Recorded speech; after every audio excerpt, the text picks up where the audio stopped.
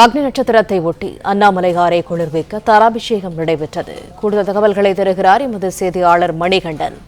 மணிகண்டன், வணக்கம். விவரங்கள் என்ன?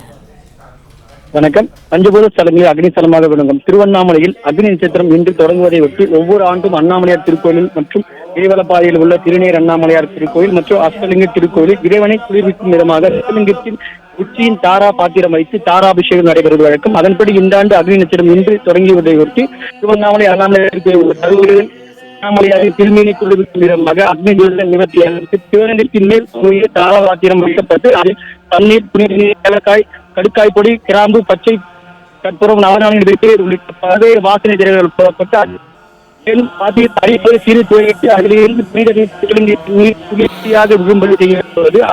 இதேபோல் திருவிழப்பாதையில் உள்ள திருநீர் அண்ணாமலையத்திற்கும் உள்ள சிவலிங்கத்திற்கும் திருவிழப்பாதையில் உள்ள இந்திரலிங்கம், அக்னிலிங்கம், யமலிங்கம் உள்ள அஷ்டலிங்க திருக்கோயிலில் உள்ள நிறத்திற்கு நீரும் தாரா பாத்திரம் கட்டப்பட்டு தாராபிஷேகம் வெகு விமர்சையாக நடைபெற்று வருகிறது. இன்று முதல் வருகின்ற 28ஆம் தேதி வரை இந்த நிகழ்வு நடைபெறும் என்பது குறிப்பிடத்தக்கது.